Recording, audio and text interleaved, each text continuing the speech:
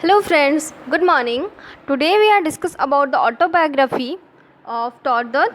टौर दत्त बहुत cute girl है उनका फुल नेम तौरलता दत्ता, जो कि एक बंगाली फैमिली से बिलोंग करती हैं।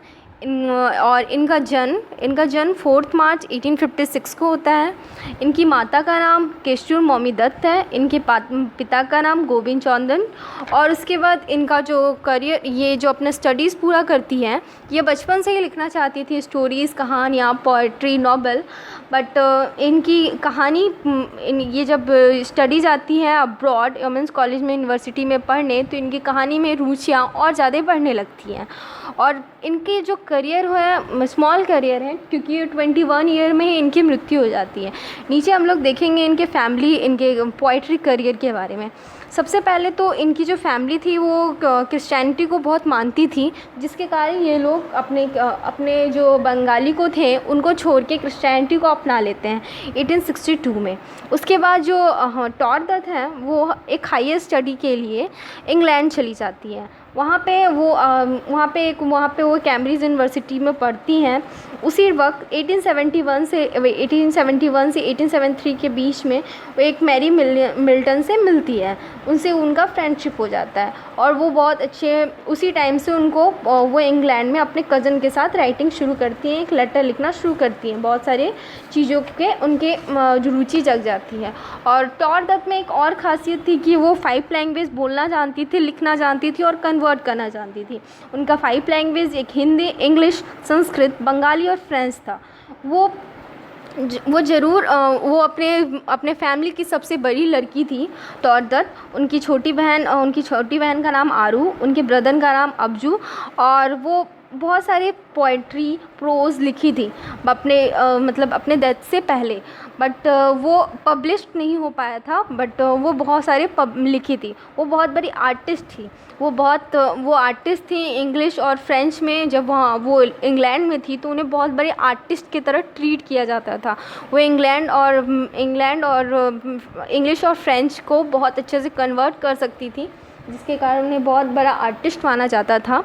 और टौर दत्त जो थी, अपने स्मॉल करियर के कारण वो अपने लाइफ में बहुत कुछ अचीव तो की।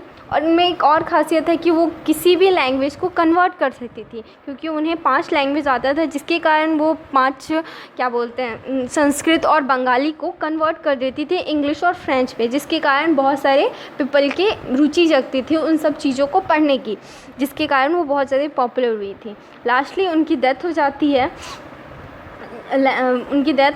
बट उनकी डेथ होने के बाद उनका जो अंतिम संस्कार होता है वो क्रिश्चियनिटी के रूल रेगुलेशन से होता है, जिसके कारण वो उनके सारे संस्कार हो जाने के बाद उनके पिता जो थे वो बहुत सारे उनके पोइट्री के बहुत सारे कलेक्शंस रखे होते हैं, उसे पब्लिश करते हैं। बहुत सारे कलेक्शन होते हैं पोइट्री, प्रोज़ के बहुत सारे कलेक्शन को वो बहुत सारे शेक्सपियर के पे भी लिखी थी, को जुड़ा बहुत सारे पोइट्री, प्रोज़ लिखी थी, लव पोइट्रीज़ भी लिखी थी। पर उनका एक फ़ेमस नॉवल होता है the legends of Hindustan ancient ballad, जो कि बहुत फेमस होता है टौर दत्त। और टौर दत्त उसके कारण बहुत ज़्यादा फेमस हो जाती हैं आफ्टर अ डेथ।